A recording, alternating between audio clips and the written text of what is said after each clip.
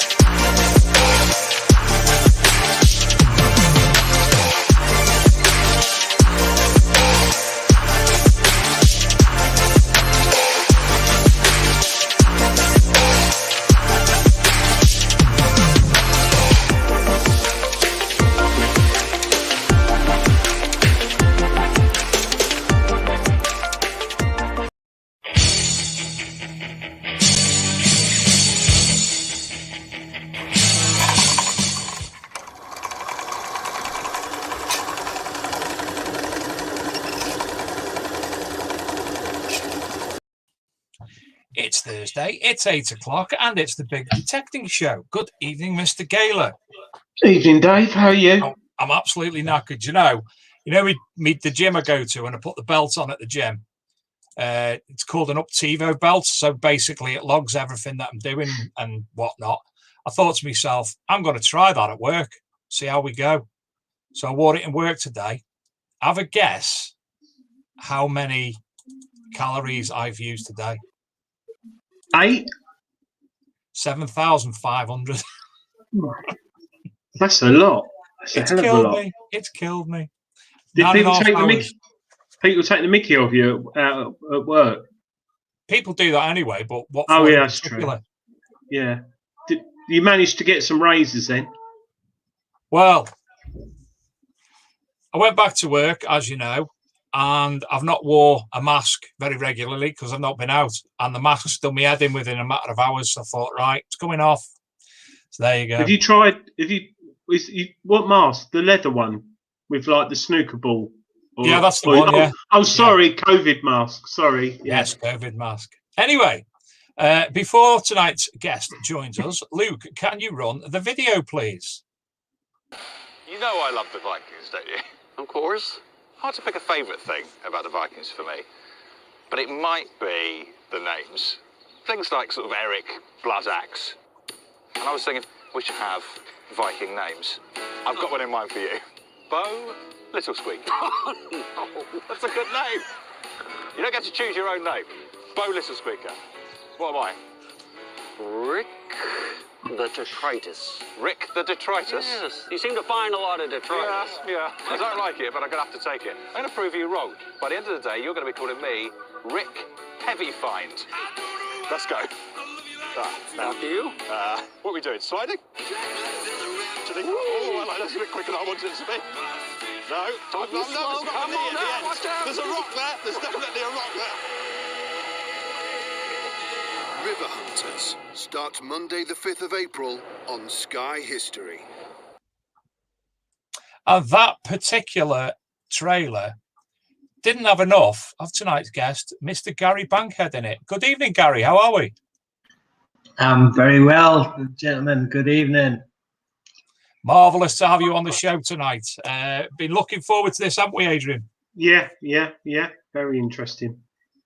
So without further ado, what we ask first and foremost, Gary, is can you introduce yourself to the viewers? Good evening, viewers. Gary Bankhead. I'm an underwater archaeologist. I'm based in Durham City in County Durham, the heart of the northeast of England. I've been an underwater archaeologist officially now for 5 years since I graduated in the Department of Archaeology at Durham University. It's something that I never set out to do, but here I am, thoroughly enjoying it. Before that, I was merely a sub-aqua diver, which I've been a diver for 30 years now, qualified British Sub-Aqua Club dive leader, dived extensively around the UK inshore waters and the Egyptian Red Sea. So I love that. Always been interested in archaeology. I guess originally I was a time team archaeologist, like probably many of you guys would have been. Loved the show. Always fascinated by the history and the discovery of those small things. And for me, it was the knowledge that the experts had. How did they know? How did they know all of those things about such a tiny little object? So probably about 2010 when I very first got into this and started to work very closely with the Department of Archaeology at Durham. Very quickly you become knowledgeable, and I think more than anything, it's a passion. And if you have a passion about something, then you quickly learn everything you possibly can about it. And that's where I am today. Well, I've just had to tell Luke off because he's put your name wrong on screen, so I apologise for that. He's been saying it all day. So I do apologise. You took it off to change it, obviously. Luke, bad books. So you've started, obviously, doing everything. Your job normally has been a firefighter. Indeed, yes. Pretty much this time last year, I officially retired as a fire officer. I was a serving firefighter at County Durham and Darlington Fire and Rescue Service. I was a flexi-duty officer, and I retired after 30 years and 10 months of service. So quite a stint. Really looking forward to my retirement. But as we all know, we went straight into lockdown, so it was a bit of a nightmare for everybody. It really was. But I think a lot of the skills I've learned in the fire and rescue service, for example, wearing breathing apparatus in confined space, the water rescue training as well, quite important aspect of everything I do in rivers, and having that, and that brings with it the confidence. So I guess it's that professional element of being a firefighter that rubs off with you and sticks with you. And the fire and rescue service has made me the man I am today. So I've got a lot of respect for the service and all of my colleagues who I've worked with. And really sad occasion, particularly when you're so young and active, and you've got so much more to give, that you effectively need to retire for pension reasons. So here I am. In the last 11 months, I've been working with the local resilience forum and the COVID-19 single point of contact. So I'm like heavily involved in the testing, the vaccination programs, everything that's happening up here in County Durham and Darlington. And you've done a hell of a lot for charity as well in the past as well, I've noticed on one of the websites that it's listed that you've done some very long distance walking, mountain climbing and all sorts. Yes, it must have been about 15 years ago now. We a couple of colleagues of mine in the fire service, we were really interested in climbing mountains and challenge walks. We did as you imagine, quite a lot. And we live within 2 hours drive of the Lake District, so we were always going over there and doing some really good adventures. And one thing led to another. You'd have a pint after a particularly fantastic walk up a mountain in the lakes, or Scotland as well, which is not too far away. And you always say, where next? Where can we go next? And one thing led to another. And in 2007, we ended up in Argentina, climbing Cerro Aconcagua, which is just shy of 7,000 meters. It's one of the 7 summits. It's the highest mountain outside of the Himalayas. So it's pretty high, and it's a place where people die. So there's a lot of people being caught out with the incredible cold weather that you get up there. I think 14 of us set off on that adventure, and 10 of us made it to the summit. We got trapped for 3 nights, but that's another story. A story for another day. Wow. So you've had lots of fun anyway throughout your adult life. Yeah, absolutely. And I played football until I was 50. Yeah, I love playing football. And for my sins, I was born within the catchment area of Sunderland Football Club. So I've been a long time sufferer for that. The number of times I think we've been relegated. I've lost count. It's just awful, truly awful. And you realise eventually that playing football and supporting football, there's much more to life than that. And you have to leave it behind at some point and crack on with other adventures. Bring back the Kevin Phillips days. Yeah, my hero he was for a couple of seasons. Absolutely. Yeah. So, Gary, sorry, go on, Adrian. What came first, the diving or the fire service, or did you look at starting diving when you started the fire service? And it was just the fire service. No sooner had I joined, and you make a whole batch of new friends, new people who you end up socializing with and becoming really close friends. And one of them, his wife was in the local sub-aqua diving club, a BSAC club up here in the northeast. And we were in a bar one night having a chat, and she said, "Oh, come along, give it a try."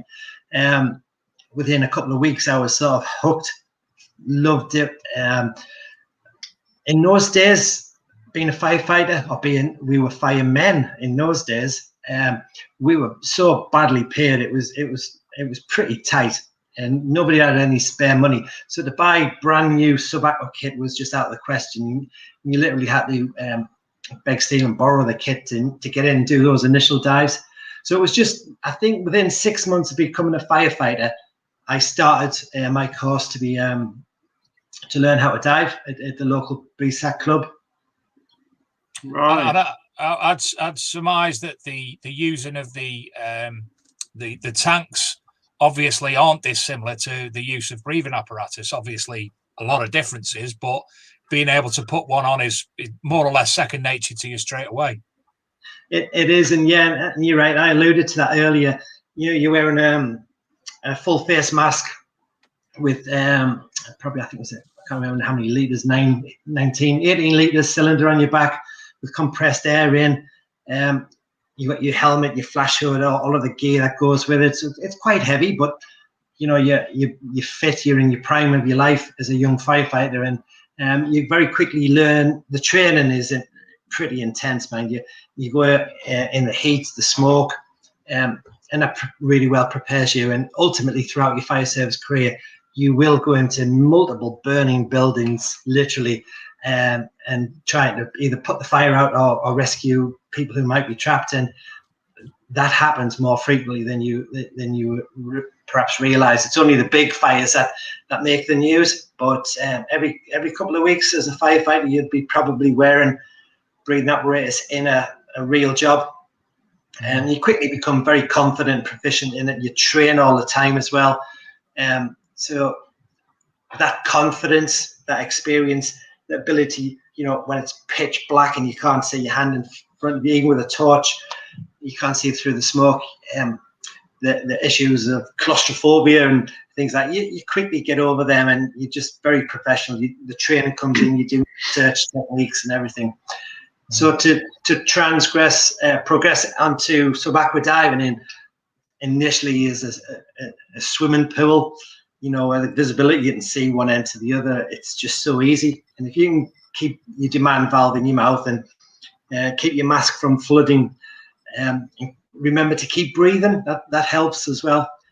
You very quickly develop the skills and learn to be a competent diver that way. So the transition was incredibly easy for me.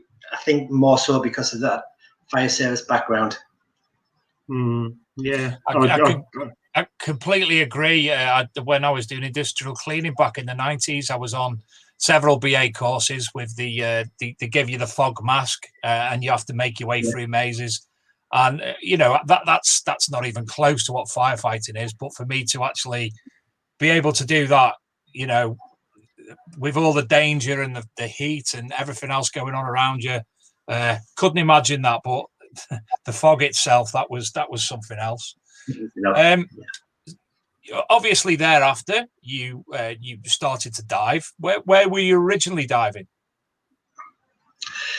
It all goes back to the cost and expensive things initially.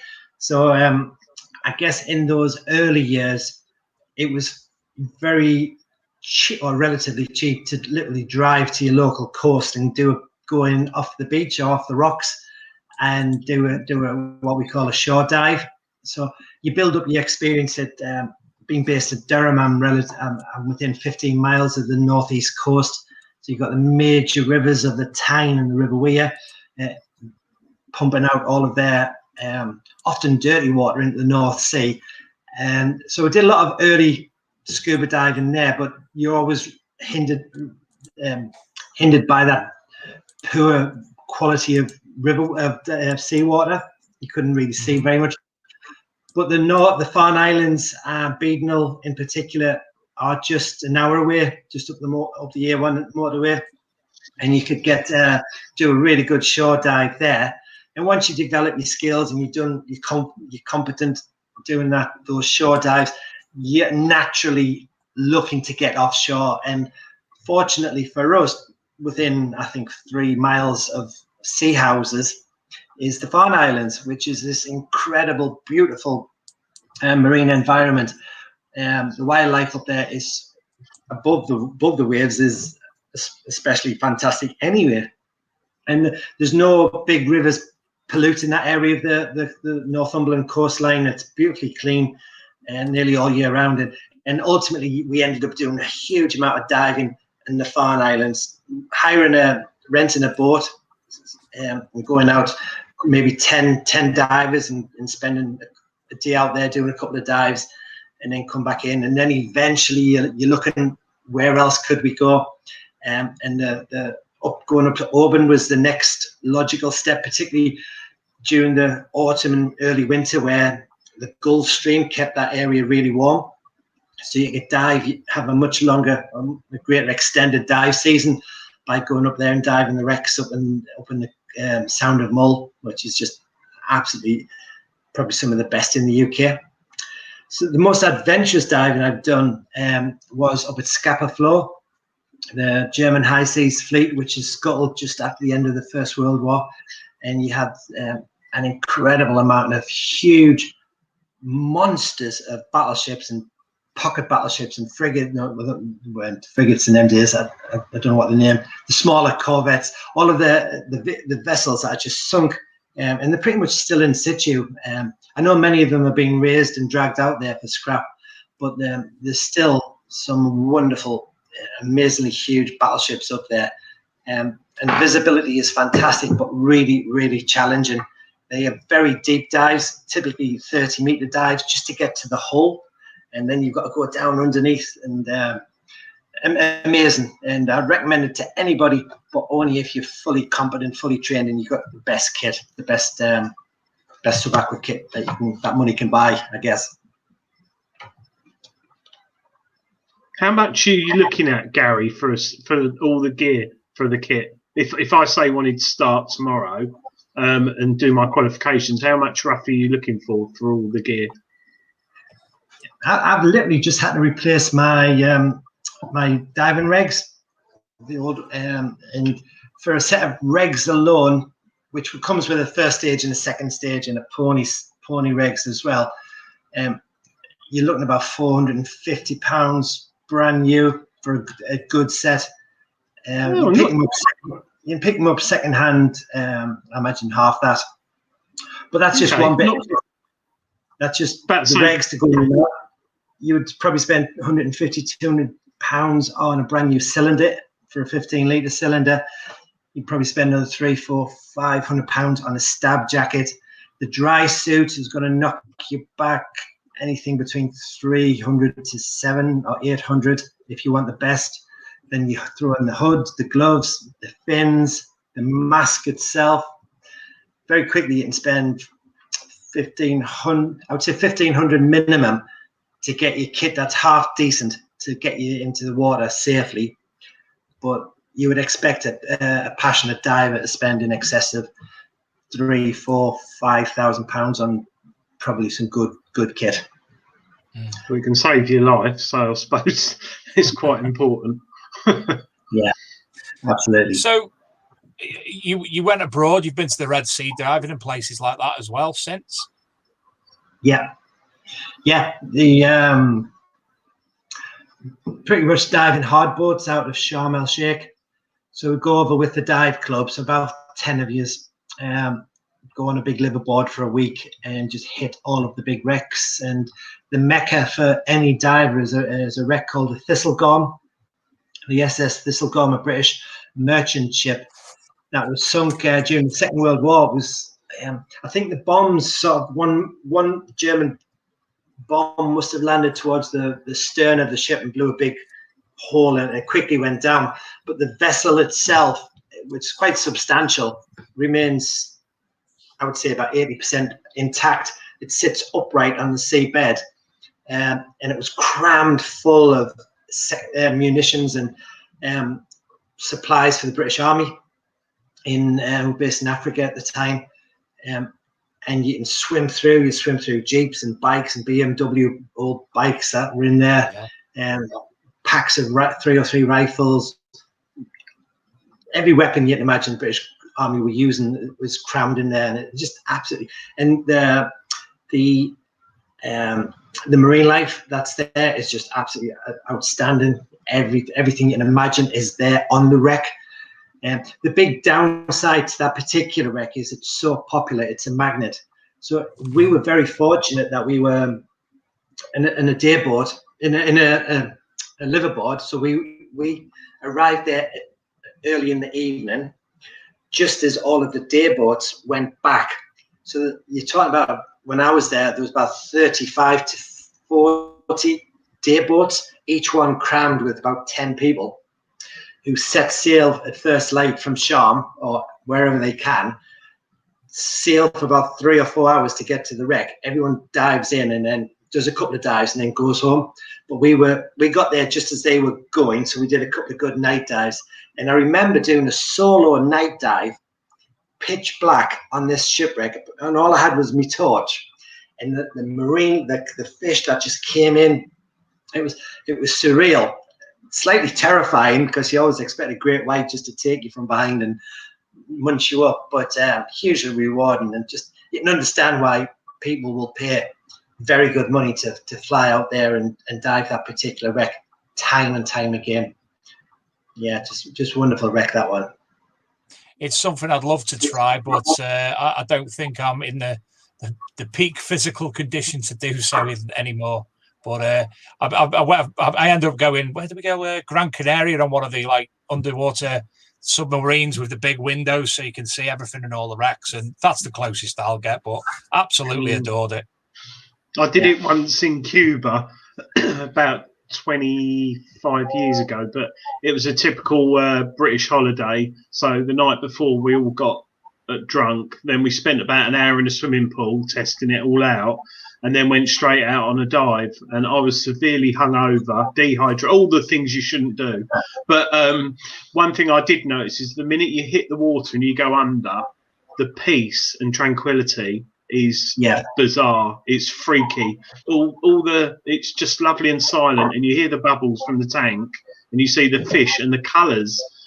They just look so much better than you can ever get on television. Some of the colours are amazing, but I think I'd like to try it in the next few years, possibly. But metal detecting's for me at the moment, sadly. But with that, you can go. Sorry, you can take a scuba detector with you. Exactly. I could metal detect in a river, which someone here tonight has done a few times, I think, haven't you, Gary? Once or twice. Yeah. There was one wreck. I'll just tell you this quick story.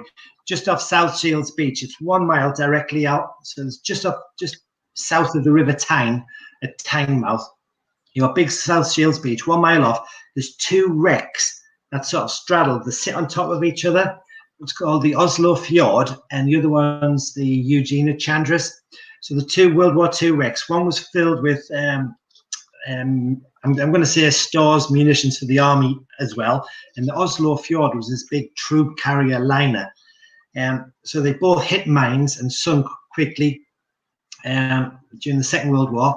And today, because they're relatively shallow, the wrecks have been, they've had wire strops pulled across them to flatten it so it's not a hazard to other shipping. But the wreck, if you imagine 5 or 6 football pitches, that's where the wreckage is scattered all over. And it was a favourite of ours because it was relatively shallow and you could spend a long time on the wreck. You just took 20 minutes from the to get out to it as well. And it was always a good place to find bits and bobs.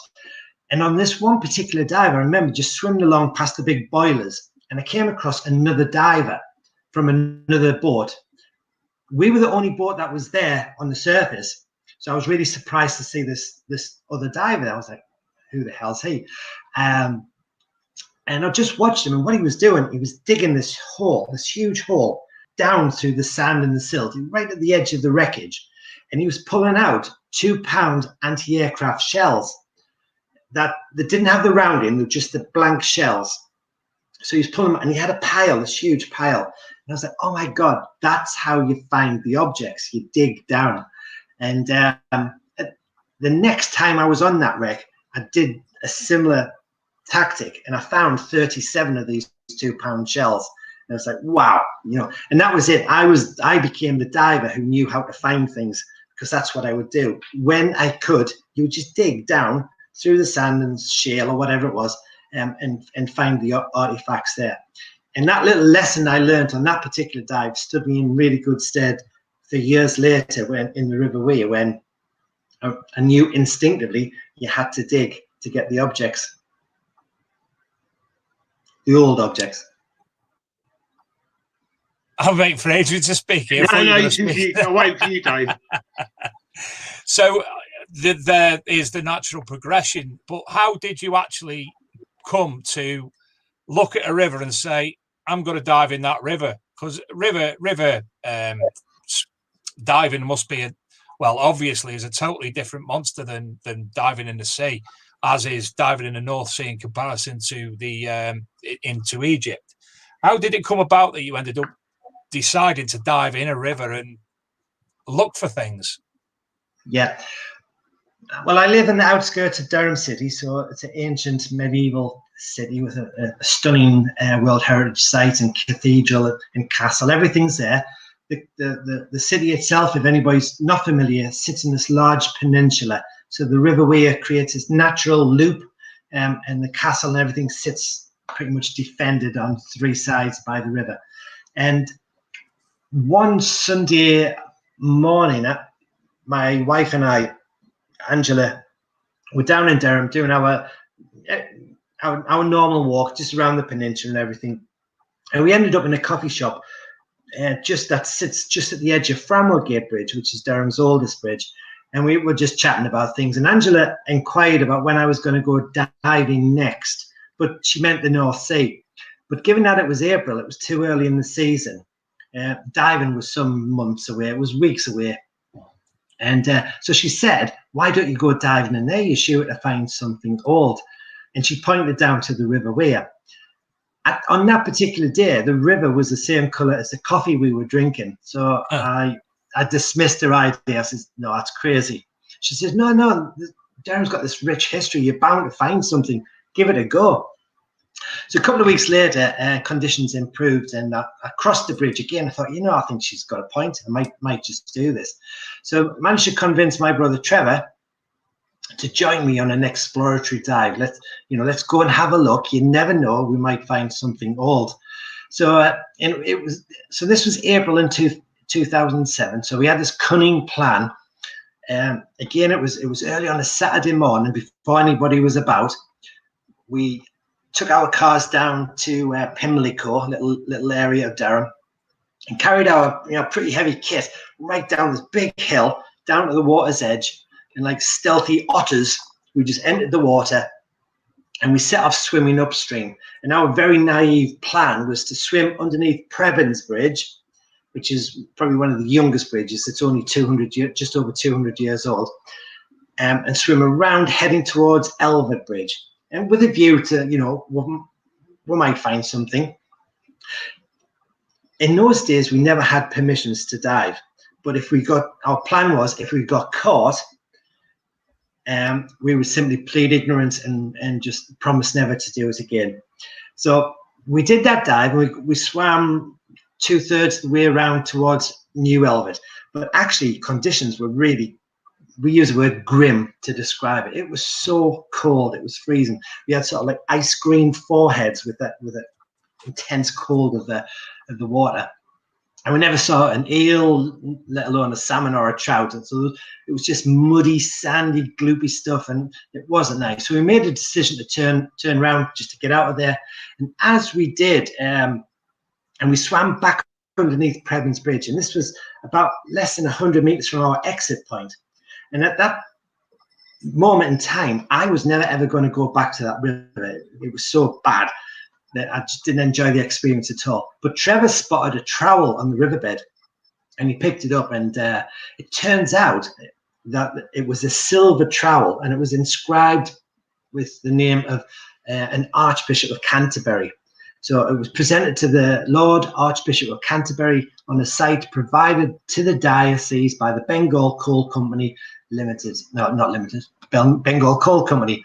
And there it was. It had a lovely little elephant hallmark stamp on the back. So I was like, wow, Lord Archbishop of Canterbury, how can that be? So we went home and Googled Archbishop of Canterbury, and the name Arthur Michael Ramsey sort of jumped out. So it was Bishop Ramsey happened to be the 100th Archbishop of Canterbury, but he was a man who had this long association with Durham. Way back in 1942, he was a canon at Durham Cathedral. He married his wife Joan the same year. He later became the Bishop of Durham. Then he got promoted again and became the Bishop of York, and then ultimately became the Archbishop of Canterbury. Importantly, when he retired, when he stood down from that role, he made the decision to come back with his wife back to Durham, to the city he loved, and presumably the city loved him as well. So for him, that was his home. And he came back, and ultimately the house where he spent his last years in Durham, and this is the late 1970s, early 1980s, was on the South Bailey, and it was a position less than 200 meters away from Prebins Bridge, where we'd found that trowel. So armed with that little bit of information, we decided that to go back the following morning to that spot and have a pootle about on the riverbed looking for anything else that might belong to Bishop Ramsey. And that's what we did. So I thought that surely that house had been burgled, and if that was the case, and if some mischievous youth or youths not realizing the value of the things they'd thrown in the river, perhaps there was others.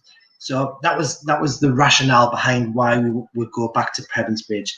And on that second dive at that spot, less than 24 hours later from when we first went in, very quickly I found this lovely bronze Corpus Christi, this little statuette, and down its flank, down its side, was stamped Lambert Rookie. And Jean Lambert Rookie was a very famous Art Deco sculptor. Even to this day in Paris, there's a museum dedicated to his work. And this was one of his pieces. So it was like, wow, wonderful Christian symbology, this wonderful object. A few moments later, I found this large bronze bowl with a handle, and it turns out that was a baptizing spoon.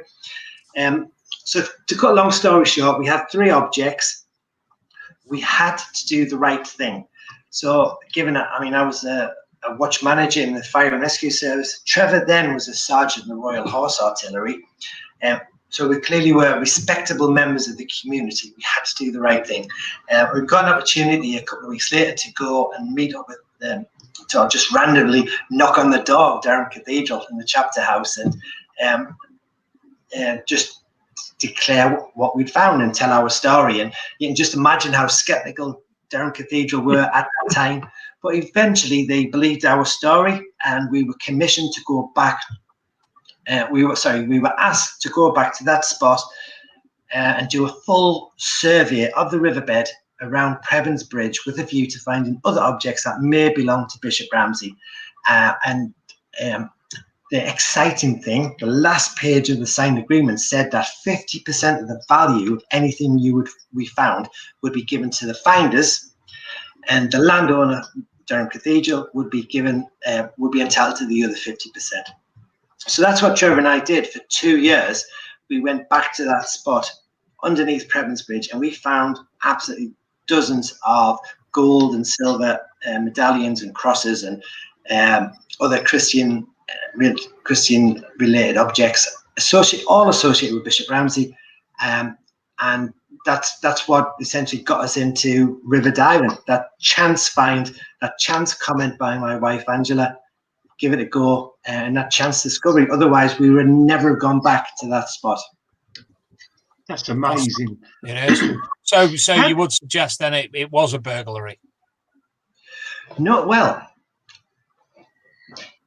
the story gets eventually was broke to the national press. It was the news of the discovery was leaked to the BBC up here in the northeast. They covered the story. The story, as you can imagine, went global. Media outlets around the world were talking about these two. We weren't really given a name. It was just 2 divers who'd stumbled upon this incredible treasure, gold and silver, that once belonged to an Archbishop of Canterbury. Lots of theories came out about how and why they ended up in the river. The cathedral supported the burglary theory,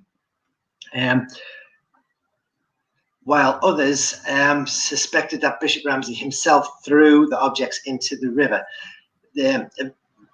A very good friend of his, the Reverend Victor Stock, from, I think he was the dean, I don't know if he still is, of Guildford Cathedral. He used to travel to Durham, and whenever he was in the northeast, he would come to Durham and meet up with his old friend Bishop Ramsey, and they'd go walking around the riverbanks and just catching up with old times and telling stories. And he suggests that Bishop Ramsey, there was method. I was going to say method in his madness, but there was no madness. There was these were clear decisions. During his tenure as Bishop of York and Bishop of Archbishop of Canterbury, he'd amassed this huge collection of gifts, and so much so that wherever they lived, an entire room had to be given up to their storage, because these gold and silver medallions would come in quite large presentation boxes. And given that Bishop Ramsey came in, his tenure coincided with perhaps the height of the Jet Age. So he was perhaps the most traveled Archbishop of Canterbury of his, nobody was able to travel around the world as much as Archbishop Ramsey had done at that time. And wherever he went, you'd be invited by different countries, different organizations would invite him. He would go he would pretty much anticipate what was going to happen. He would go on a grand tour of certain areas. He would quite often give a talk, usually on ecclesiastical or ecclesiastical matters. And at the end of the talk, he would be almost certainly given a gift as a memento of that trip, some recognition of his lifetime achievements, whether he would be given an honorary degree, a doctorate in theology, or whatever it was. So he amassed this huge collection of gold and silver objects, and apparently he made a decision, because there were so many of them, to sell approximately 2/3 of these objects and to private dealers. I don't know if it went to auction. I think it perhaps went straight to private dealers, but the money raised went to Christian Aid. So it was a nice gesture. But as you can imagine, some of the more prestigious objects came back up for sale on the open market, and that greatly embarrassed a lot of people, and not least Bishop Ramsey as well.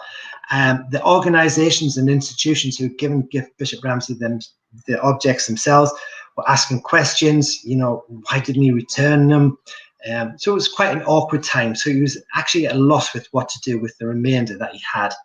But actually, because he's High Church Anglo-Catholic, or he was High Church Anglo-Catholic, there is actually a proper set down procedure for the disposal of sacramentals. So sacramentals are blessed objects, and very simply, in the first instance, you are to burn them or set fire to them. But given these are metal objects, he couldn't do that.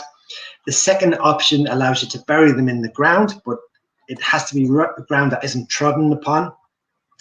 And bearing in mind, Bishop Ramsey by then would have been in his early 80s. It was hardly unlikely you were going to get a man at that age going off the beaten track and those steep wooded valleys in Durham to dig holes to bury his gold and silver. But the third option quite simply allows you to cast them into a stream where they'll be carried to the sea. And it seems that was the rationale behind it all, the reason behind it all. A couple of years after the news broke of the discovery of Bishop Ramsey, I was reading an article online, and I stumbled upon a book. It's the Oxford Handbook of the European Bronze Age. So it's a whole series of books. This particular one focuses on the Bronze Age. There's a contribution in the book by Professor Richard Bradley from the University of Reading, and he dedicates pretty much a whole chapter in the book to the Bishop Ramsey treasure in Durham. Now, he doesn't mention Trevor and I by name. He refers to two divers who discovered these objects. And Bishop Ramsey, Professor Bradley, he pretty much dismisses the burglary theory. He instead puts forward a couple of schools of thought. But the first one was, he asks, did Bishop Ramsey deliberately throw them in the river just to take them out of circulation, so that to ensure that nobody got them? Or did he offer them up as a gift to God? But more importantly, he makes that connection with the acts of our Bronze Age ancestors. So you'll each know of a precious object that's been discovered in a river, whether it's a helmet, a shield, a sword, or a spear.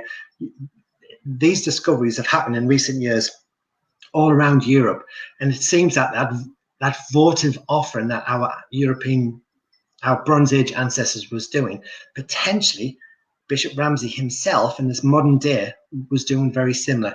So do look that book up. It's really interesting, and the whole paragraph's dedicated to the Oxford Handbook of the European Bronze Age. Interesting. Do you think, Gary, because that would never have been found if you and your brother hadn't suddenly decided to go out diving, but since you found that, you mentioned earlier about you didn't have permissions. Do you feel it enabled you more now going forward to get the correct permissions by people because of what you found? Yeah, way back in 2007, with benefit of hindsight, we had to sort of realize, we appreciate that somebody must have owned that land, and we never anticipated finding anything of so precious in our wildest dreams. We never knew what we were going to do with those objects if we did find them. I was vaguely aware of the portable antiquity scheme, but I didn't anticipate finding gold and silver medallions and crosses and everything. So, but your conscience tells you that you have to do the right thing, and very fortunately, from day one, we've done that.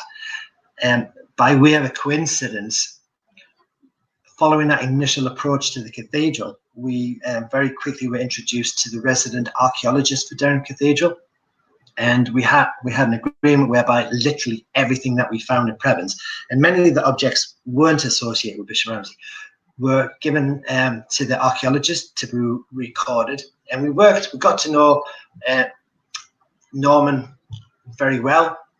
He would methodically record them. At that time, he wasn't doing anything digitally. He would literally handwrite everything out. But he was an absolute wonderful, lovely guy. He's still doing the same job today. And he taught us so much about recording everything. The question on permissions became very clear soon afterwards. You suddenly realize, yeah, we did the right thing. We've now got permissions to dive on this land, and actually every river in the UK, somebody would probably own it, or 99.5%. So somebody owns it. And then when we start to find all the objects that qualified to be recorded on the portable antiquity scheme, Norman directed us to the finds liaison officer, who at that time was Francis McIntosh. And you make that connection with the FLO, you learn from them, you start very quickly. Within 6 months, I was able to upload objects myself to the portable antiquity scheme website, and I thought that was an amazing thing to do. It was really exciting. And so slowly but surely, the knowledge begins to wrap itself around you. When you start reading the books, the information's just there. Now it's just a couple of clicks on the computer, just a quick search on Google or Bing, and you can get that information. But 2007, it was different. But by doing the right thing from day one has paid huge dividends, because you now have that trust, you have that understanding and appreciation of what you're doing, the reason you're going out metal detecting or searching a river for an object. You can't just be doing it for monetary gain. It has to be much, much more than that. If you are just doing it for monetary gain, then for me, you're a treasure hunter, and that's not what it's about at all. I've got a question from one of the viewers, Nicola Roberts. She asked, what did you use to find the objects? Did you use any kind of metal detector? Initially, no, not at Prebends Bridge. The question of finances and money and costs and everything, we could never afford a metal detector. Certainly one that could be used underwater. And as it turns out, because at Elvet it's a scheduled ancient monument, you're not allowed to use a metal detector within 200 meters of it anyway. I can't remember, I bet it was about 10 years ago now. I got approached by a metal detecting magazine, a gentleman who sort of was the editor, and he suggested that if they loaned me an underwater metal detector, and I did a write-up on it, I could keep it. So I was like, yes, please. Yeah, definitely. I'll have a go at that. And that was an Excalibur 2, a Mine Lab Excalibur 2 metal detector, which I still use to this day. If you watched River Hunters the other night, this new Rave metal detector, it's exactly the same one. It's 10 years old. And Rick thinks it's this fantastic new Rave, wonderful device, and he's so jealous. And that's another story. But that I got an opportunity to use that one. I was conscious of the 200 meter limit for Elvet Bridge. So there was a section of the river much further downstream, and we're in the site of an old ford, and I can remember using it down there and getting signals straight away. And I was thinking, wow, this is amazing, because you're swimming along, it looks either rocky or muddy. Where do you start digging? If you dug down, you're not necessarily going to find something, but that detector honed in on the signals so well. And once you get used to it, and it was like another world, and just a few inches underneath the silt. Never used a tool. It was always hand, just wafting away the silt and moving stones. And then the objects just came out. That was before the days of pinpointers as well. So using the metal detector underwater was something that worked really, really well. But at Elvet, I couldn't do that. However, I didn't need to, because I developed this technique based on the lessons I'd learned years earlier on Eugenia Chandra's to dig holes. And I think it's the nature of the riverbed at Elvet. It's undulating bedrock, of sandstone bedrock. It's got these gullies and everything in. You can't really see them because they're covered in this sort of layer, this hard layer, almost like a pie crust. And once you smash through it, it's only about an inch thick. It becomes quite loose. You can actually put your hands underneath and flip it up, but everything underneath that is really loose. And to be honest, now, for the last 8 or 9 years, when I've been excavating at Elvet, it's all done by hand. But it's almost like being use the analogy of an open cast coal mine, where you're methodically going forward. You're taking the top layers off and you're pushing them back. Eyes like a hawk, you're looking for these small finds. And I go down about 1 meter, and then you hit the bedrock again. So nothing can go beneath the bedrock, obviously. And I'm excavating this gully that's about 1 meter wide by 1 meter deep. And near the bottom, there's this dark earth layer, almost like a seam of coal. But it's only about 2 or 3 inches deep. But clearly, it's of interest. It's an occupation layer, and it's crammed, packed with late medieval small finds. So I don't need the metal detector. It would just be a clumsy thing, and I wouldn't use. So just methodically excavating through, eyes like a hawk, and being meticulous and picking up these small finds. And that's why on any given dive at Elvet, I'll find between 100 and 150 objects. Wow. It might be worth mentioning, Gary, before you came on the show, you told us how many finds you've actually found. I don't know if you want to tell the viewers, because I was quite impressed. Well, that's only from one particular site, though, isn't it? Yeah, Gary? yeah. So at New Elvet, to date, I've found 13,584 small finds, typically small metal finds. There is animal and ceramic objects in amongst them as well. Pottery sherds, animal bone, oyster shells, for example, as well. But typically, it's the material culture. It's the Dive Into Durham project that I've set up to research these objects. Pretty much, just check out the website. It sets out our vision, our aims and objectives, what it is we're trying to do. So it's all in there. You can catch up with that later. But essentially, we are trying to recover these objects for 2 reasons. Not just to put them in a box in a cupboard and say, oh, we've got them. We are researching them. So our vision really is to have as many of the objects researched as possible.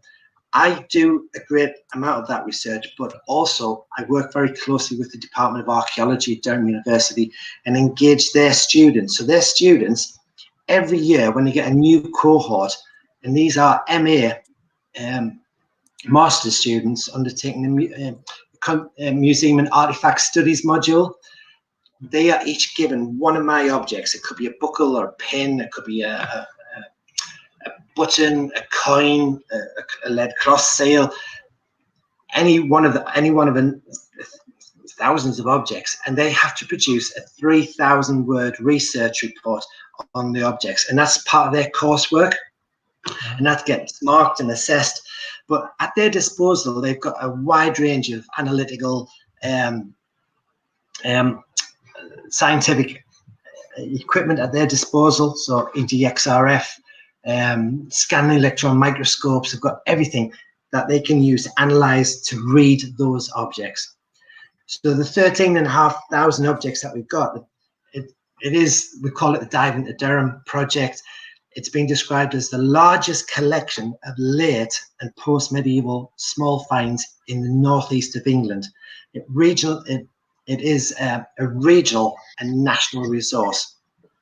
And I guess one of the best things about the whole assemblage is that the level of preservation of the objects is absolutely stunning.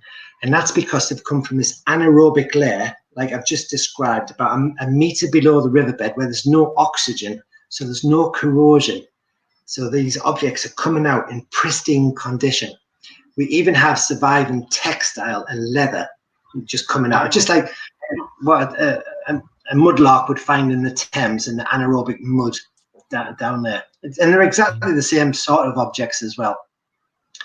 So if we can get these objects researched as much as we possibly can, and some of the better, more exciting objects end up on display in the museum. So we have this pretty special Museum of Archaeology on Palace Green in Durham, and they've got a Dive Into Durham exhibition ongoing. And actually this summer there's another cohort of students working on an online exhibition, and it's going to be the first one ever that they've done, and that'll go live sometime in the summer. I'm thinking late June. Fantastic. And that'll be really excited looking forward to that. Yeah. Luke, could you just share the screen for me, please? I've got some images of some of the finds from this particular site. No, not that one. Not that one, the other one. There we go. So I've pulled up these images anyway.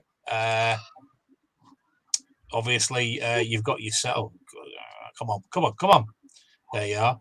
Some fantastic. Just that's. Remember from season 1 of River Hunters, isn't it? Yeah, I absolutely love these objects. They all came out in a nice little cluster. The tray, the jugs, the sugar bowls, and most of them featured on the episode, but they didn't feature the duck. And I don't know if you can just make out that little duck just on the right side. I'm just looking. Yeah, he was absolutely fantastic. And these are these sort of came from, I had it down as what sort of like the colonial period, where you might have had a British officer perhaps working in or dispatched to India, doing some tour of duty out there and bringing back souvenirs of that.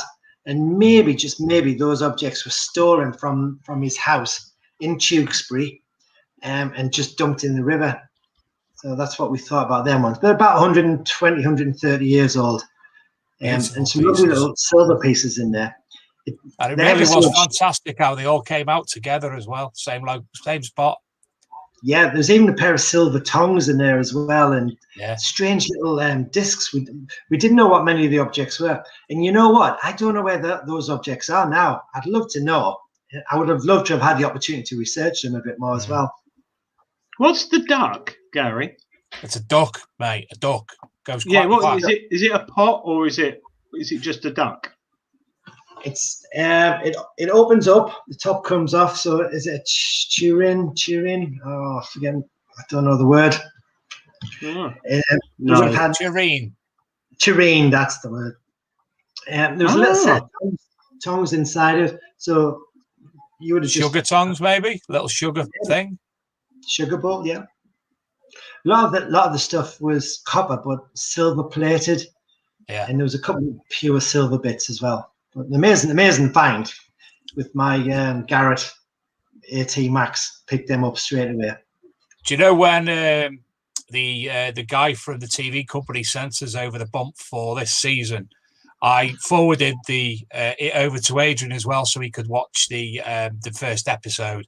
And he said to me, "I don't really want to watch it." I said, "Why?" He went, "Because I'll just end up wanting to go river hunting." Yeah. Well, it's funny because it's something my dad, when he was probably about 15, had a snorkel with a huge, great bit of hose pipe on and like a ping pong ball at the end at the top of the snorkel. And he used to go down our local river and then it was sort of pre-pollution, as it's cleaner now. But he used to find stuff. It was mainly farming tools like scythes and bits and bobs and bottles and stuff. But now, obviously, the rivers are getting cleaner, I think, than they were in the 70s and 80s. But when you are diving, Gary, do you find a lot, or have you noticed since 2007, a lot more like plastic, for example, and junk? Yeah, absolutely. Right. Every Oh. that river where at Tewkesbury there was the Swill Gate, and it was when we first arrived at that site. I looked at the river and I thought, guys, we can't go in here. Look at the broken glass. The modern detritus was horrendous. Plastic bottles, they are everywhere. It's just appalling, actually. And every river I've been in, you see it stuck in the trees, particularly when there's been a flood. I was down the Trent just a month or so ago on a recce, and the River Trent is a huge river, but whenever it floods, the trees on either side act as big nets, and they catch everything that comes down. And it was just awful to see the number of bottles, plastic bottles, and it's high up in a tree, 5 or 6 meters above the river level. And it's the same on the riverbed, whether it's in a major town, major city centre. The last episode that we do I think it's the 4th episode in season 2 is at Canterbury, the River Stour, and clearly an incredibly beautiful medieval city. You've got houses right there on. And I don't know if you've been to Canterbury before, the River Stour sort of splits up and goes through in a couple of different routes.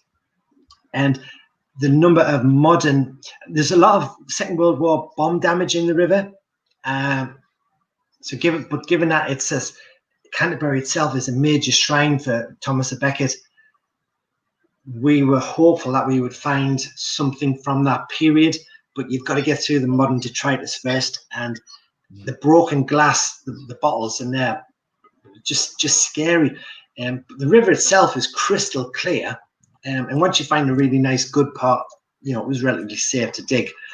But getting through that modern detritus it doesn't matter where you are. It seems it's everywhere in the rivers.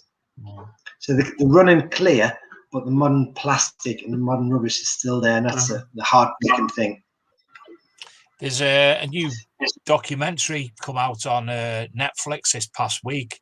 Can't remember what it's called, See Something, and it's all about plastic pollution and the micro things in the ocean and whatnot. And a few people have actually said, I aren't eating fish anymore.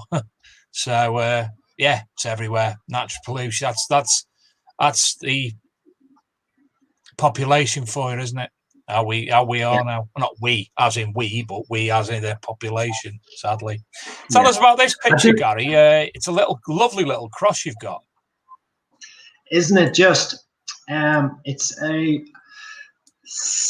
there it goes. So it's a little pectoral cross with equal length flaring arms. It's silver. So in England, that means it's treasure. Got to be reported through the coroner.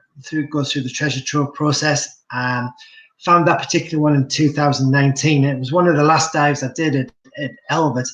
It came out. It's got some nice little open work in the centre, and some lovely decoration on each of those arms as well. So that particular object is being conserved in the conservation labs in the Department of Archaeology. A student has actually researched it as part of her coursework. She's dated it to the 14th, 15th century, which is what we anticipated. And that coincides with the height of pilgrimage to the shrine of St. Cuthbert of Durham. Its form is very, very similar to Cuthbert's equal length flaring pectoral cross. For those that don't know, it's this late 7th century golden cloisonné cross with the open cell work and the garnets inlaid in there. But our particular one, that particular one, is silver with decoration that's not dissimilar to Cuthbert's.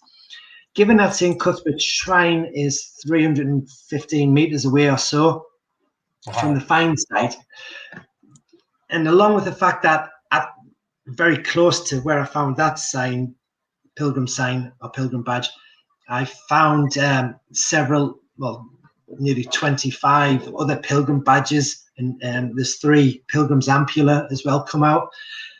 It seems that pilgrims en route to the shrine of St. Cuthbert during that late medieval period were pausing on Elvet Bridge, either at St. Andrew's Church, which was positioned at the bottom of the bridge, or at a booth or a bothy, one of the stalls that was on the bridge. And it's only a theory, but we think that pilgrims around Europe would, when they went to a shrine, they would buy evidence, they would buy the t-shirt of that trip. But in those days, it used to be a little badge, a pilgrim badge that they could either wear affixed to their hat or suspended around the neck. And the iconography of that badge had something associated with the shrine or the saint that they've gone to see. But quite often they would buy 2 of these badges, and it seems for purely votive reasons, they would deliberately throw one into a watery context for as a thank offering for a safe passage or safe return home. So they're clearly very superstitious. So the discovery of the 20 plus pilgrim badges and signs at Durham adds to this growing theory that's developing that pilgrims were deliberately doing that. And we found silver quartz to date. Similar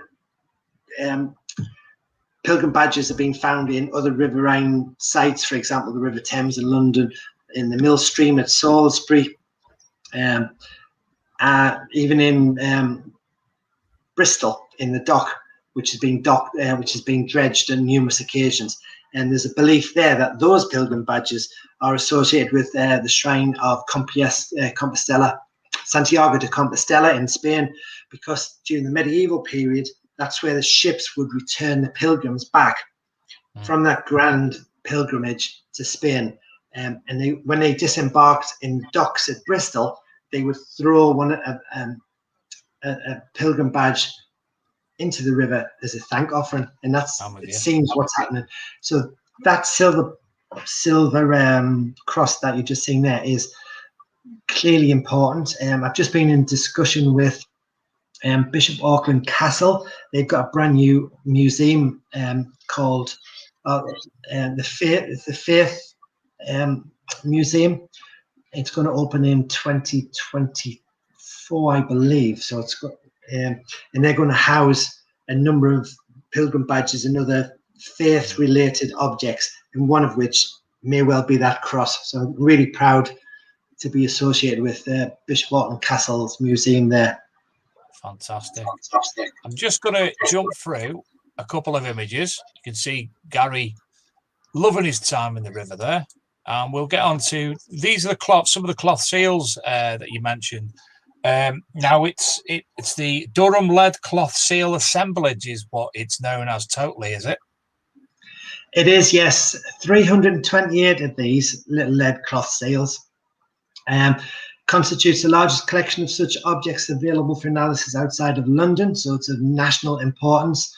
The lead seals themselves, if you don't know much about them, they're these little enigmatic little objects that are individually stamped with some information. It could be a privy mark, a ligature, a royal device, some evidence of the man who affixed it to the bolted cloth when it was manufactured.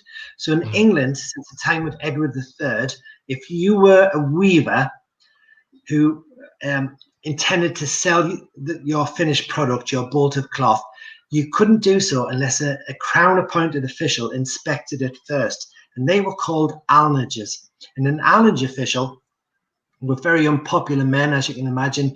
They had the power of entry. They could come into your home, inspect your cloth, and if it didn't conform to the standards, to the regulations, they could actually seize it. But typically, a bolt of cloth would have one of these affixed by the alnager. It was evidence that the tax had been paid, normally twopence per broadcloth, and twopence went to the alnager as well for the act of doing it. And when he sealed that onto the cloth, it imparted that ligature, that privy mark. And that is almost like a postcard from the past, because once you learn how to read and interpret these little signs, they tell you so much. And in Durham, I've been able, that particular one is really interesting. It's got a capital letter A there on one side, and on the other side of the cloth seal is a pine cone device. Now, the pine cone is a heraldic device for the city of Augsburg in southern Germany, a town or city, sorry, that's 900 miles from Durham. So the A is a capital letter for Augsburg. These were once attached to fustian cloth, and they were really popular cloth, and they were shipped all the way up to probably Amsterdam, over the coast, over the channel to London. London dyers quite often would dye these blue, and then they would be shipped up the north sea coast, all the way up to Durham. This particular one probably dates to 1620. So that's, I've got about 29 Augsburg cloth seals. So it's wonderful evidence of trade and consumption of cloth. Yeah. And obviously images like this and the papers that you've written and the information that's available via websites and what have you is also a fantastic learning curve for metal detectorists who have found similar. Yes, absolutely. There's so little known about lead cloth seals. You always see it on groups on Facebook. Does anybody know what this is? And Stuart Elton, a friend of mine who specializes in lead cloth seals, he's recently wrote a book, had it published, and that's fantastic. You know, it sort of like puts into one place all of these books. What I've been able to do with Durham is, and this was my thesis, was on lead cloth seals, was to sort of really analyze the objects themselves, identify the trade networks. And I was very fortunate that many, approximately 30% of the cloth seals I found have surviving woolen textiles trapped between the two discs. So as part of my research, I made the decision to actually literally prise apart the lead discs and extract that woolen textile. And that can tell us so much. You can work out such things as the thread count. So that tells you how the finery, how fine the textile was. You work out the warp, the weft, the twist that was in there. And I had an opportunity to go up to Glasgow, University of Glasgow. Sorry, I'm trying to forget what it's called. Glasgow University. And we went to the Centre for Textile Conservation and Technical Art History, which is based in Glasgow University. And for the first time ever in the UK, we performed some ultra-high performance liquid chromatography analysis on the textile. And we successfully extracted colorants related to the dyes. So we were able to say for the first time exactly what color these garments were, the cloth was. So that in itself is, you know, something to be incredibly proud about, and obviously I was. The thesis is being converted into a book now, and I hope to get it published at the back end of this year. It's going to be an arc and arc monologue, an arc and arc research report. I'm really excited for that. Brilliant. Brilliant. Well, we're just going to. Well, we're not going to break, but we are going to break. It's coming up to the time of the Big Detecting Show prize draw, courtesy of Diggers Dips. This week, Luke, can you share the screen back to me, please? Thank you. First prize this week is Reading Beaches book. Second prize is the Cleaning Pencil from thecleaningpencil.com. Thanks to Graham Dempsey for that. And 5 Diggers Dips tokens is third prize. Don't forget, if you do want to enter this competition, you can only do this solely via the Big Detect Metal. He's wrote Big Metal Detecting Show there. It's not the Big Metal Detecting Show. It's the Big Detecting Show. On Facebook, you can join that. It's free to join. You have to be a member of the Diggers Dips prize draw site to do so, though. So, Gary, we are looking at a number between 1 and 40, please. 39. 39. Adrian? 31. 27. Oh, not going to get it right again, are you? Oh, no. Oh, number 35. Congratulations, John Cornwall, reading Beach's book. Second number, please, Gary. 27. Adrian? 3. I'll go 14. Dead exciting, this, Gary. We're on the edge of our seat every week doing this. I suppose the cleaning pencil is something that isn't relevant to Gary, is it? Because his stuff's quite clean. It's something that I'm going to... number 21 wins the cleaning pencil. Giuseppe, well done. I'll get back to that in a moment. Gary, yes. Number 3. Number 3. Third number. 16. Adrian? 23. And I'll go 14 again. The cleaning pencil, the product, it's basically a composite pencil, like your old-fashioned engineering pencils that you click for fine detail, cleaning up coins and such like. But there's a big range now. There's a Gladius fluid, which number 37, Dominic Tomczyk.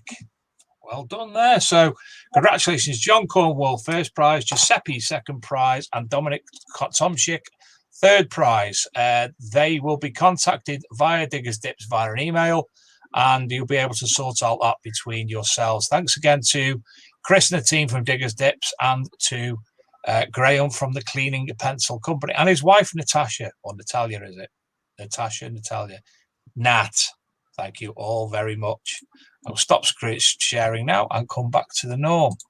So yes, the cleaning pencil. I'll talk you through that off screen, Gary, because it's the whole range is fantastic. They've got the wax and everything that to clean it and preserves it as well. So it's a nice little. I mean, you've got access to other things, obviously, but you've got access to all sorts of X-ray machines and such like, so you don't need that. It's already there. Fully blown conservation lab, yeah. Absolutely. I don't know if it's showing it when the thing. I've actually got the book that you were on about, the Stuart Elton book on cloth seals. There's one or two of yours in there as well, I believe. Yes, I've got a couple of rare ones that haven't been found elsewhere in the UK, so Stuart's referenced them, which is always good. Fantastic. Gary, just looking at that last illustration picture back, it was about 2 centimeters. Are they all normally that sort of size, or bigger, smaller? Yeah, the later, so 17th, 18th century cloth seals are quite large. I'm trying to think about the size of a 50p coin. Really early ones, small as a 5p coin, but average 17th century 2-part lead cloth seals are the norm, and they're about the size of a 10p piece, with a short interconnecting strip holding them both together. Right. So obviously people know you started the start of the show telling people, where they'll know you from, which would be obviously the media through the work that you've done in the past, but also via River Hunters, which started the second season, started Monday just gone. So there'll be reruns of the first episode going on currently on the History Channel. How did you come about becoming a member of the River Hunters team? Yeah, it was pretty early on, to be honest. I think it was maybe 3.5 years ago now. I was approached by Hello Halo TV, who are based in Glasgow. They had an idea about sending some people around the UK to search rivers, and the concept was they were going to bring in a couple of people. They weren't sure who, but they needed an underwater archaeologist, an archaeologist who would come onto the shore and help describe, help identify the objects. So that was my initial brief. Developed the show with them behind the scenes. I remember they come down to Durham to hear me one of my lectures, and they were suitably impressed. I seem to have quite a good knowledge of small finds, typically English small finds, objects that you might expect to find in rivers. So I was always going to play a key part in the show. Eventually, they secured the services of Bo we met, or Aqua Chigga, as he's very fondly known. Clearly a very popular guy on YouTube, huge following. He's an all-round lovely man. He'd do anything to help. He's so keen, so full of enthusiasm, and he's this machine. He just goes on and on and on. Works right through the lunch, through the tea breaks, in the early evening. You've got to drag him out of the water. So he's a wonderful guy to have on the show. And then the last person to come on board, as far as I know, was Rick Edwards. Rick is, and when you think, oh, why Rick? Why is it his thing? Is it something he would genuinely believe in and want to become a part of it? Given his background in TV and media, had nothing to do with adventures of jumping in rivers and things like that. But to his credit, Rick has totally taken this on board. He absolutely loves it, and he's a consummate professional. He really is. He gets into it. He's talking about the plot, apart from linking it all together, which he does so well. He genuinely wants to get into the water and find an object, anything that is better than an object Bo has found. That's his challenge, and so many times he does it. It seems it's a typical. The plot basically is Rick and Bo drive to a spot. Rick's got some fantastic information about it. There's a real important reason they need to be there.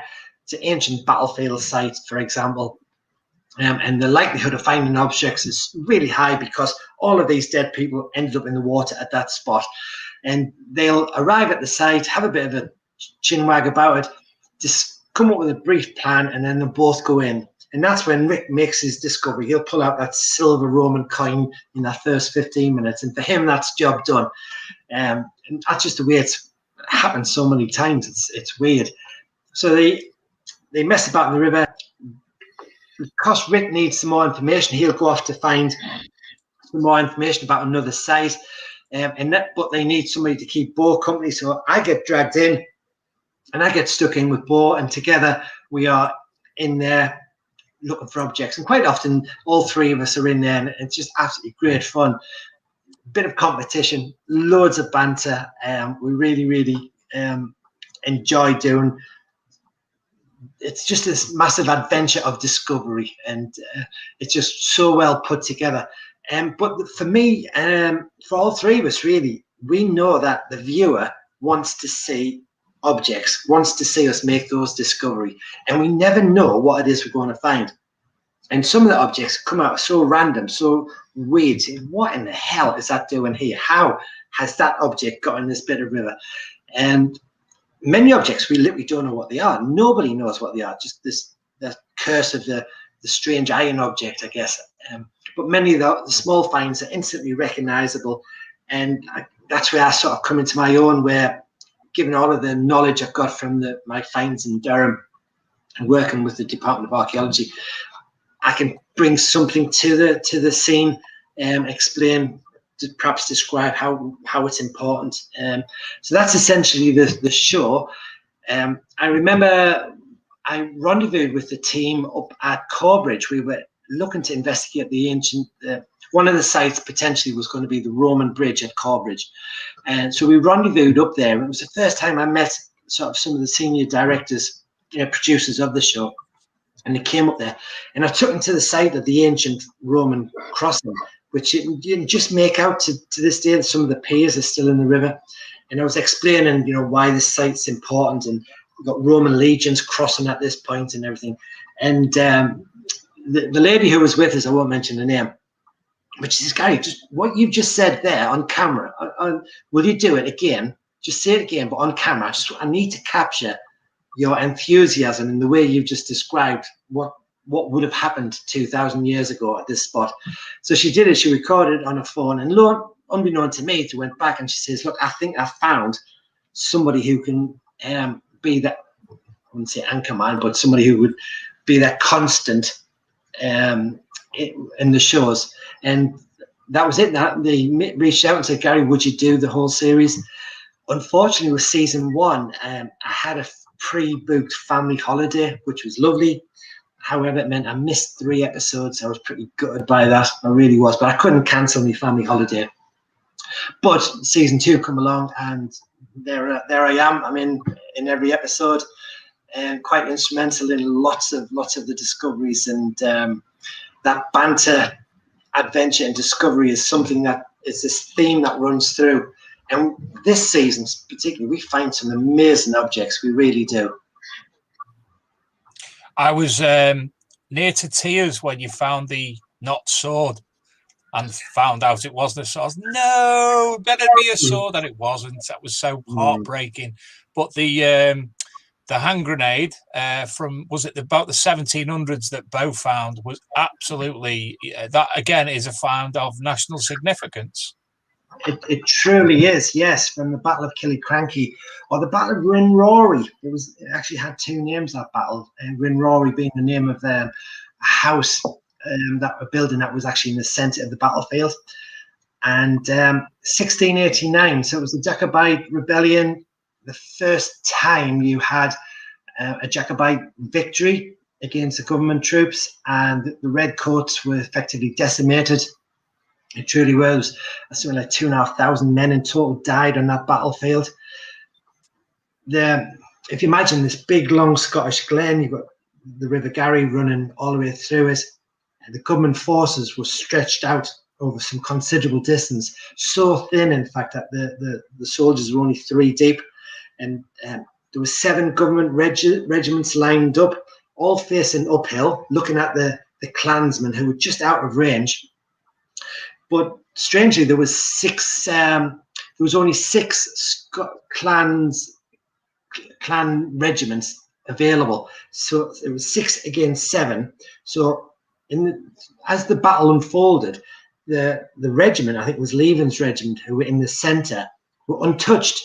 So as the Highland troops stormed down the hill, and I think 600 of them were took out in that initial volley of musket shot, but there was enough to just run through the regiment in front of them, hack the Redcoats to pieces. Many of them turned and fled and tried to get across the river.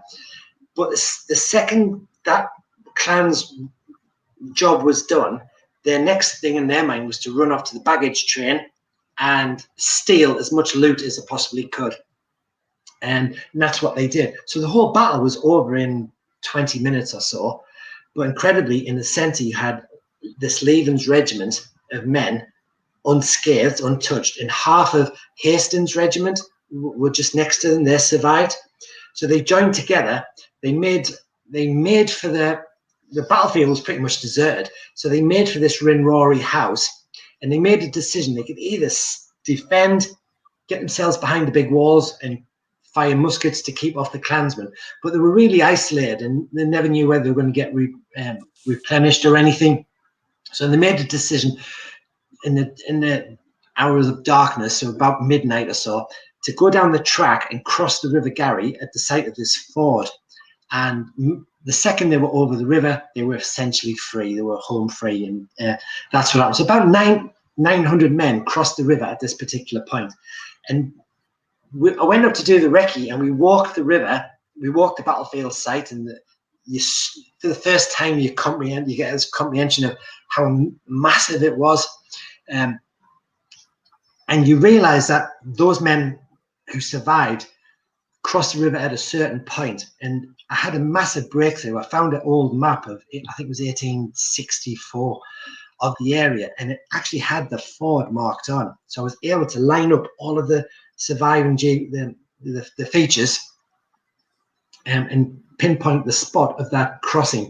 So I went back to the TV company, and actually I filmed it as well. And History Channel put that on the TV. It's on YouTube, my actual recce at that spot. And I said, this is where you have to go. So that's why we ended up searching that particular spot. And I was pretty proud to be part of that discovery, albeit I wasn't allowed in the river that day. So for the rest of the season, obviously, I'm not going to ask for any spoilers of consequence, but we have a lot to look forward to. We truly do. I think you're going to see me in the River Ouse in York with my full scuba kit. I think I'm the first person to officially do a dive in Ouse, an archaeological search. To say it was the toughest dive of my life is an understatement. It was horrific. It was so dark. It's very peaty, the Ouse, and I was down about 10 meters down. Eventually, I was able to identify a spot on the riverbed that I could dig because there was so much sand, it was too deep. But in this one spot, I was able to move some big blocks away, like big boulders. Underneath them was some sort of bricks that were Georgian house bricks, so really thin bricks. Just throwing them away. And once I got them, a sort of hole about the size of a car steering wheel on the riverbed, I dug this search. And you've got to imagine it was pitch black. So there's me with all my kit on, got comms on, so I'm talking to the surface, to Bo and Rick on the surface, telling them what I'm doing. And then I started to find artifacts, and it was like right at the very end, the last half an hour after being underwater for 3 hours, I started to find them because I was so fearful I was going to put that effort in and I wasn't going to come up with anything because it was so challenging. But I did, and I found over 50 objects, and you'll see on Monday night what they were. Wow. A tiny spoiler, some are medieval. Oh. You said, Gary, about how dark it was with all the peat and that, and you've done night dives abroad. In the series, or have you ever dived at night in the UK in a river? I have, yes. I dived at New Elvet in the River Weir in the night time, and it's like being in daylight. It was the weirdest thing because all of the ambient lights, the street lights, the building lights, they just go straight through the water. And if the water's clear, light can pass through it. So even though I had a torch, almost I didn't need it. But in the Ouse, even in the middle of the day when the sun's high, there's so much peat in the water. By the time you're down 10 meters, all of that light's filtered out. So when you see the footage on Monday night, and you'll see behind me, it is pitch black. It really is. And to be honest, it's claustrophobic. It's scary. Yeah. I kept having visions of this big monster coming out the dark and just swallowing me. It was just a horrible place to be. It really was. We look forward to that. Brilliant. Anyway, Gary, it's 9:30. We've kept you lots. We try and keep to that because people switch off and everything. But I'm sure, Adrian, we could go on for another 2 hours, couldn't we, easily? Yeah, it was like sitting in the pub tonight, unfortunately, without the alcohol. And Dave, you've got to ring the bell because we could go on for hours, I think, listening to this. It's really interesting. I can hit me coat. You got a bell. I can hit me coat can with a pen. But no, thanks, Gary. Really interesting. Gary, can you give... Sorry, Adrian. Sorry, Gary, have you got a YouTube channel you want to share? Yes, YouTube, Gary Bankhead. I've just uploaded a playlist. I've got 6 videos up there, and you'll see in excess of over 450 or 500 small finds being discovered.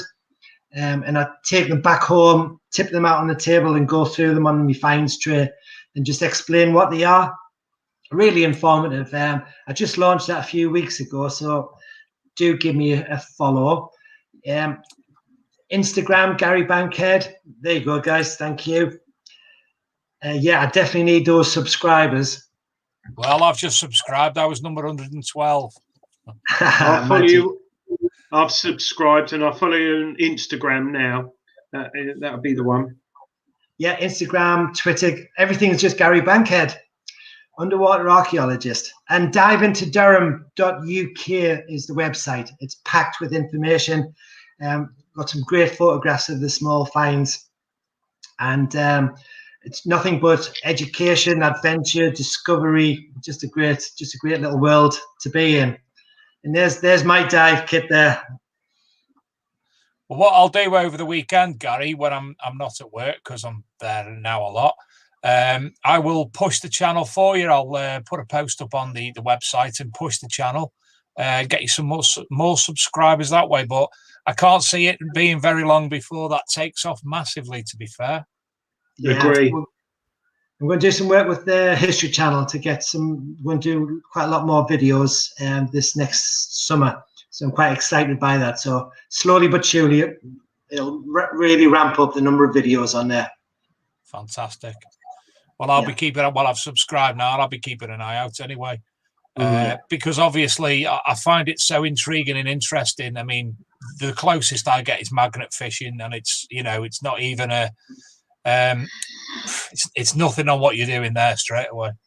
So it's Gary Bankhead on YouTube, and obviously Twitter and Instagram, and Dive Into Durham is the website with all the information on the work that Gary's been doing and what all the artifacts and such like that he's found in over the last 10 years or so. No, 14, 15 years. So fantastic. So before we say goodbye to Gary, we're going to play out tonight with two videos. One I've had to put on this end because, oh, there it is. Look at that. One we've had to go from this end because Luke hasn't been able to download it properly as of yet. So I'll run that commercial from this end, which is the new. In fact, this advert, Gary will explain what we were talking to you about the composite cleaning pencils. So this video that I'll play shortly will do that, and then the readers' finds from this week, and there's some absolutely stunning ones, including Bronze Age spear that Bob Younger found at the weekend. So keep your eyes out for that as well, and that'll be on YouTube in the morning as well. So Gary, it's been an absolute pleasure. We'd love to have you back in the future because I don't think we've scratched the surface really. No. Yeah, that's true. That's true. And obviously, if there's anything that you want us to put out to the readers of the magazine or the viewers, any updates, any press releases regarding the Dive Into Durham and such like, again, please give me a shout and we'll be more than happy to cascade that out for you. No problem. So, Gary Bankhead, it's been a pleasure, and we will see you on Monday night at 9 o'clock on the History Channel in Rivers Hunters. Thanks, guys. It's been an absolute pleasure. Cheers, It's Gary. been a pleasure for us too. Thank you very much. Yeah. And thank you to everybody for viewing tonight. Thank you to Adrian, and as ever to Luke. Luke, video number 1, if you please.